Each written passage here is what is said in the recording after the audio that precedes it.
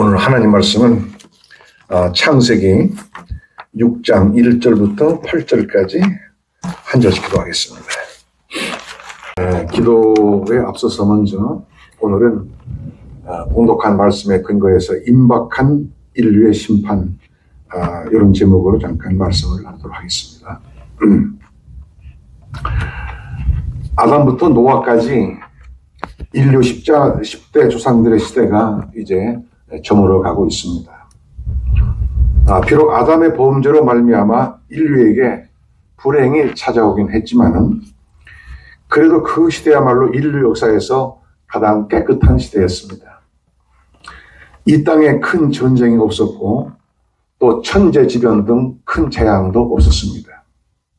그리고 사람들은 건강했고 장수했습니다. 여기 10대 조상들이 오래 살았지만 그 외의 사람들도 오래 살았습니다. 그러나 인류는 이제 그 풍요롭고 좋았던 시대를 마감하려고 합니다. 이는 인류가 스스로 하나님의 심판을 촉발했기 때문에 그렇습니다. 하나님은 언제나 살아계셔서 인류 역사를 주장하십니다. 로마 제국 당시 많은 사람들은 로마는 영원할 것으로 생각했어요.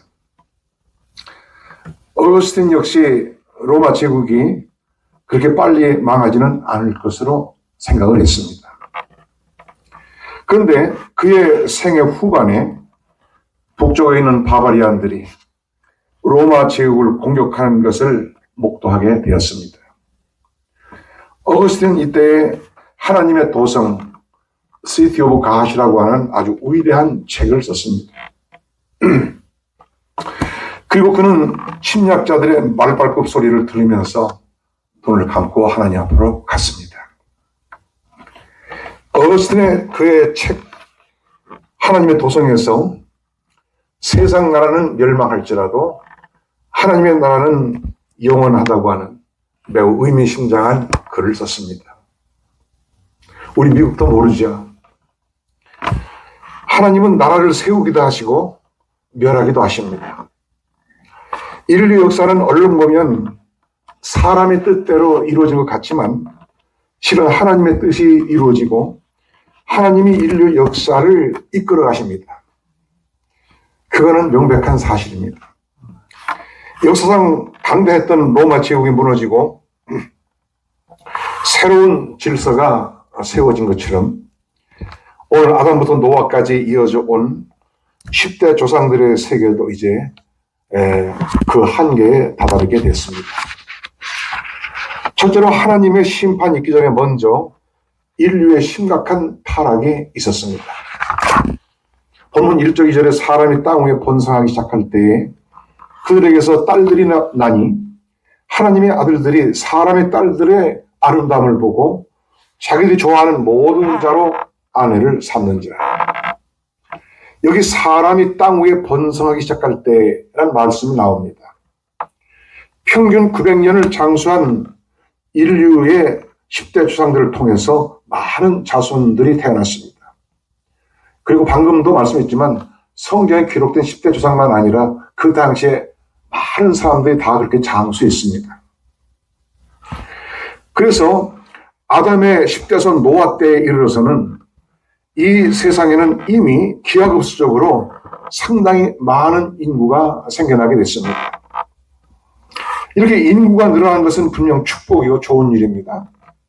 그러나 인구가 크게 증가하면서 죄악도 크게 증가하게 됐다는 것입니다. 이렇게 인구가 늘어나면 반드시 죄악도 늘어나게 되어 있습니다. 특별히 여기서 하나님의 아들들은 세세 계보로 이어진 경건한 자손들이고 사람의 딸들은 가인의 후손들을 말하고 있습니다. 게다가 삶이 팍팍하지 않고 사람이 여유가 있게 되면 더욱더 타락하게 됩니다. 사람이 하나님을 경외하고 그에게 헌신하지 않게 되면 반드시 타락을 하게 돼요. 이 타락의 첫 번째가 성적인 타락이고 두 번째가 폭력으로 나타납니다. 이제 오늘 말씀은 그것을 여실히 보여주고 있어요. 2절 말씀 그대로 하나님의 아들들이 사람의 딸들의 아름다움을 보고 자기들이 좋아하는 모든 자로 아내를 삼는지라 이렇게 말씀합니다. 이는 본래 하나님을 경외하는 경건한 자녀들이, 특히 경건한 백성의 아들들이 하나님 없는 여인들의 외모만 보고 그들에게 이끌려서 그들과 결혼을 한 것입니다. 여기에 가장 치명적인 타락이 생겨났어요. 남자가 불신자인 경우, 그리고 여자가 신자인 경우에는 그 자녀는 신자가 될 가능성이 높습니다. 그러나 남자는 신자인데 여자가 불신자이면 그 자녀는 불신자가 될 가능성이 높습니다. 성경에 본 독실한 디모데는 그의 아버지는 이방인 헬라인이었지만 그의 어머니 유니스는 유대인이었고 아주 독실한 신앙인이었습니다. 그리고 디모데 같은 신실한 신앙인이 거기서 배출이 된 것입니다. 어거스틴은 아버지는 이교도였어요. 그런데 어머니 모니카는 독실한 크리스천이었습니다. 결국은 어머니의 영을 많이 받은 어거스틴이 위대한 신앙인이 된 것입니다. 로마를 정복하여 황제가 된 콘스탄틴 대제도 마찬가지입니다. 그의 아버지는 신자가 아니었어요. 그러나 그의 어머니 헬레나는 독실한 그리스도인이었습니다. 콘스탄틴은 어머니의 영향을 많이 받았습니다. 콘스탄틴이 로마 황제가 되고 일요일을 주일로 공포한 것은 단순히 정치적인 이유 때문만은 아니에요. 그 자신이 역시 믿음이 있었고 그리스도인들에게 예배의 자유를 준 것입니다. 이것은 모친 헬레나의 영향이 매우 컸습니다. 주일 문제는 당시 로마 시대만 아니라 오늘날까지도 우리 그리스도인들에게 매우 중요한 영향을 미치고 있는 것입니다. 이스라엘을 여행하게 되면 콘스탄틴의 모친 헬레나 기념 교회당도 있습니다. 내가 전에 읽은 어떤 글에는 오늘날 세계 흩어진 유대인들이 이제 이스라엘 본국으로 귀환을 하는데요. 부부가 다 유대인일 경우에는 아무 문제가 없습니다. 그런데 그 부부가 다를 경우에는 문제가 있습니다. 근데 여자가 유대인일 경우에는 쉽게 유다야 사회에서 유대인으로 받아들여집니다. 그러나 남자가 유대인이고 여자가 이방인 경우에는 그 심사가 까다롭습니다. 유대 사회에서 유대인으로 받아들여지는 것이. 이런 그들 사이에 태어난 그 자녀들 때문이라고 하는 것입니다. 여자는 그만큼 가정과 사회에 미치는 영향이 커요. 혈통으로는 남자가 당연히 우선이지요. 하지만 신앙과 사상 면에서는 다른 것입니다. 오늘 하나님의 아들들이 사람의 딸들의 아름다움을 보고 그 여인들로 자신들의 아내를 삼았다고 하는 것은 바로 그 사회를 읽을 수 있는 바로미터가 되는 것입니다. 이로써 세상은 급속히 하나님을 떠나서 부패하고 인본주의로 치우치는 세상이 되고 말았습니다. 3절에 여호와께서 가라사대 나의 신이 영원히 사람과 함께하지 아니하리니 이는 그들의 육체가 됨이라. 그러나 그들의 날은 120년이 되리라. 여기 특별히 그들의 육체가 됨이라 이 말씀을 우리가 주목해야 됩니다. 이는 그때의 사람들이 육의 사람으로 전락했다는 거예요. 그저 육의 기쁨을 쫓아서 하나님의 신이 떠나시죠. 그리고 육의 사람이 되면은 이제는 심판밖에는 남을 게 없습니다. 하나님의 성신이 떠나시면 그건 버리운 자입니다. 그 다윗도 그렇게 기도했잖아요. 주의 성신을 내게서 거두지 말라고. 버림받을까 봐. 그리고 그들의 날이 120년이 되리라 하셨는데 이는 120년 동안은 심판을 유예하시고 120년 후에 심판하시겠다 그런 뜻입니다. 아마도 지금이 그런 때가 아닐까요? 심판을 조금 유예하였을 뿐이에요. 이 유예 기간에 회개하고 하나님께 돌아와야만 하는 것입니다. 고린도 후서 6장 2절에 보라 지금은 은혜 받을 만할 때 보라 지금은 구원의 날이었다 이렇게 말씀합니다. 지금이 은혜 받을 만한 때고 지금의 구원의 날이에요. 이 은혜의 날이 은혜의 시대가 언제나 계속되는 건 아닙니다. 마지막 심판의 유예기간이 얼마일지 모르겠지만은 얼마 많이 남지 않았다고 우리는 생각을 해야 합니다. 그리고 4절에 말씀합니다. 당시에 땅에 네피림이 있었고 그 후에 하나님의 아들들이 사람의 딸들을 취하여 자식을 낳았으니 그들의 용사라 그때 고대의 유명한 사람이었더라. 네피림이라는 말은 장부들 또는 폭군들, 나아가서 침략자들 이런 뜻을 가지고 있습니다. 그리고 하나님의 아들들과 사람의 딸들 사이에 태어난 자들을 용사라고 했는데 이것은 좋은 뜻으로의 용사가 아니고 좋지 못한 뜻으로의 용사를 말합니다. 이러므로 용사라는 말은 우리 언급한 네피림과 상통하는 그런 인물들입니다. 자, 이렇게 네피림과 장부들로 인해서 세상은 전투와 폭력이 난무하는 그런 세상이 됐습니다. 오늘날 저 IT 같은 나라는 그야말로 무법천지예요. 어찌 IT뿐이겠습니까? 이 세상이 갈수록 사나워지고 있는데요. 우리 미국도 정말로 하나님 잘 믿어야 됩니다. 만약에 무법천지가 되면 큰일 나요, 이 나라는. 그리고 하나님의 아들들과 사람의 딸들 사이에 태어난 자식들은 혼합주의의 산물입니다. 혼합주의. 한국 사람이 미국 사람과 결혼했다 그런 뜻이 아니에요. 그건 혈통적인 혼합이 아닙니다. 영적인 혼합. 하나님은 이 혼합주의를 가장 싫어하세요. 여러분, 솔로몬이 얼마나 그 믿음이 좋고 총명하고 하나님의 은혜를 많이 입었습니까? 그런데 나중에 하나님을 떠났어요. 그 솔로몬이. 왜? 후궁이 300명, 빈장이 700명 해서 솔로몬은 1000명의 와이프를 거느렸어요. 그런데 그들이 본국에서 예루살렘으로 시집 올 때 다 본국에서 섬기던 그 우상단지를 가지고 왔습니다. 그래서 예루살렘은 완전히 우상천국이 된 거예요.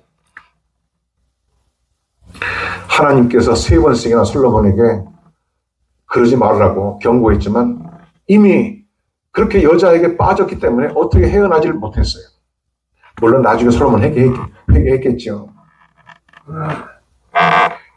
이렇게 영적인 혼합주의. 오늘날 WCC, World Council of Churches, 세계 교회 평의 WCC 들어보셨죠? 이 같은 세계적인 교회 단체, 이것도 혼합주의예요. 아주 그럴싸하죠. WCC, 세계 교회 평의 또는 교회 협의회. 모든 종교가 한 울타리 안에서 하나가 되고 일체를 이루자, 화해를 이루자. 그게 슬로건입니다. 안 믿는 사람이 볼 때는 정말 멋있어 보이지. 야, 종교가 하나가 되는 거라. 누가 손해봅니까? 진실하게 믿으려고 하는 사람이 손해보죠. WCC 모임에 그 모이는 장면을 직접 가보진 않았지만 과학은 아닙니다. 기독교, 천주교, 또 유대교, 이슬람, 힌두교, 불교, 유교, 한국의 무당, 일본의 신도, 아프리카의 무슨 샤머니즘, 온갖 잡탕이 다 거기 들어갈 수 있어가지고 각 나라에 자기들이 섬기는 그 신을 숭배하고 찬양하고 그 신을 내리게 하는 그런 행사가 다 있어요. 이것이 교회 순결을 해치고 이것이 바로 교회의 타락입니다. 이렇게 고대 사회는 타락하고 사나워짐으로 하나님이 떠나시고 심판의 대상인 육체만 남게 되었다 하는 말씀입니다. 둘째로 마침내 하나님은 인류를 심판하시겠다고 선언하셨습니다. 5절 6절에 여호와께서 사람의 죄악이 세상에 반영함과 그 마음의 생각의 모든 계획이 항상 악할 뿐임을 보시고 땅 위에 사람 지었음을 한탄하사 마음에 근심하시고 이렇게 말씀했습니다. 여기 몇 가지 주목할 것이 있는데요. 우선 사람의 죄악이 세상에 관영했다 하는 이 말씀입니다. 이는 세상의 죄악이 꽉 차서 이제 이러한 세상을 더 이상 놔둘 수 없게 됐다 그런 말씀입니다. 또한 마음의 생각의 모든 계획이 항상 악할 뿐임을 보시고 그랬어요. 이는 그 당시 사람들의 심리 상태가 너무 악하고 너무 불의했다는 것을 말합니다. 나아가서 사람을 지으신 것을 한탄하시고 마음에 근심하셨다고 했습니다. 이것은 하나님이 사람을 지으신 것을 후회하셨다는 말은 아니고 다만 인간의 타락으로 인해서 하나님의 탄식이 크신 것을 인간의 말로 그렇게 표현을 하신 것입니다. 자식이 계속해서 속썩이고 어긋난 길로 갈 때 그 부모의 탄식이 얼마나 크겠습니까? 그런데 인류가 다 죄악에 치우칠 때 더군다나 하나님의 택하신 백성들이라고 하는 경건한 자손들이라고 하는 그들조차도 그럴 때 하나님의 탄식은 심히 큰 것입니다. 죄란 지난번에도 말씀했지만 하나님을 대항하는 것이고 하나님의 영광을 촉범하는 것입니다. 그리고 인류의 이러한 모습은 하나님을 안중에 두지 않는 태도입니다. 시편에 보면 여호와께서 저희를 비웃으시리로다 이런 말씀이 있습니다. 그리고 어리석은 자는 그 마음에 이르기를 하나님이 없다 하는도다 이런 말씀도 있습니다. 하나님의 공의는 인류의 이런 모습을 결코 지나치지 않습니다. 마침내 하나님은 이런 패역한 인류를 심판하시겠다고 선언하셨습니다. 하나님은 오래 참으시지만 그가 한번 진노하실 때는 너무나 두렵습니다. 이러므로 시편 34편 8절 다윗은 강력하게 외칩니다. 온 땅 여호와를 두려워하며 세계의 모든 거민은 그를 경외할지어다. 우리가 누구로 인해서 이 땅에서 호흡하며 삶을 영위하고 있습니까? 100가지 1000가지가 다 하나님의 은혜와 하나님의 축복으로 되는 것이에요. 예수님 말씀하신 대로 하나님은 선인에게나 악인에게나 햇빛과 비를 골고루 주십니다.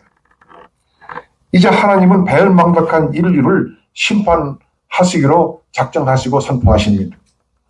본문 7절 말씀이에요. 가라사대 나의 창조한 사람을 내가 지면에서 쓸어버리되 사람으로부터 육축과 기는 것과 공중의 새까지 그러하니 이는 내가 그것을 지었음을 한탄하니라 하시니라. 이렇게 한탄하셨다는 말씀을 거듭하시는 것은 그 한탄이 매우 크신 것을 나타내는데요. 과연 하나님이 저와 여러분들을 보시고 한탄하지 않기를 진심으로 바랍니다. 오늘 또 예수님 안에서 우리에게 남은 심판을 완전히 지나간 줄로 믿으시기 바랍니다. 셋째로 하나님이 심판을 결심하신 중에도 노아는 은혜를 입었습니다. 8절에 그러나 노아는 여호와께 은혜를 입었더라 이렇게 말씀합니다. 하나님은 인류에 대한 심판을 작정하시면서도 인류를 완전히 멸절하시지 않고 새롭게 역사를 이루어갈 인물을 준비하셨어요. 그가 바로 노아입니다. 이제부터는 노아의 이야기가 계속해서 나올 것입니다. 성경을 보면 모두 다 신앙을 버리고 모두 다 하나님을 떠난 것 같지만 그러한 시대에도 하나님의 은혜를 입은 사람들이 있어 왔습니다. 그들로 인해서 역사가 이어져 왔습니다. 열왕기상 19장에는 엘리야는 여호와를 위하는 자는 다 죽고 나만 남았다고 할 때 하나님은 엘리야에게 말씀하십니다. 내가 바알에게 무릎을 꿇지 않은 7,000명을 남겨두었다 이렇게 말씀합니다. 노아는 하나님의 구원 역사에 있어서 매우 중요한 인물입니다. 노아는 그 이름 그대로 세상은 그로 말미암아 위로를 받게 될 것입니다. 우리 모두는 환난과 심판의 때에도 하나님의 은혜를 입기를 진심으로 바랍니다. 만일 극심한 불경기가 이 땅에 온다 할지라도 성도들은 하나님의 은혜를 입을 수 있기를 바랍니다. 하나님은 그를 사랑한 자들에게 은혜를 베푸세요. 잠언 8장 10절에 나를 사랑한 자들이 나의 사랑을 입으며 나를 간절히 찾는 자가 나를 만날 것임이니라 이렇게 말씀합니다. 노아가 하나님의 은혜를 입은 것은 물론 하나님이 먼저 노아를 아시고 노아를 택하실 것입니다. 그러나 노아 또한 하나님을 사랑했고 하나님과 늘 깨어서 교통을 했어요. 이것이 중요합니다. 무슨 어려운 일이 있기 전에 평소에 하나님을 사랑하고 그 은혜를 감사하며 그분과 교통할 때에 힘들고 어려운 일이 있어도 하나님의 은혜를 입게 될 것입니다. 이 불확실하고 험악한 때에 우리 모두가 다 노아처럼 하나님의 은혜를 입는 여러분 되시기를 축원드립니다.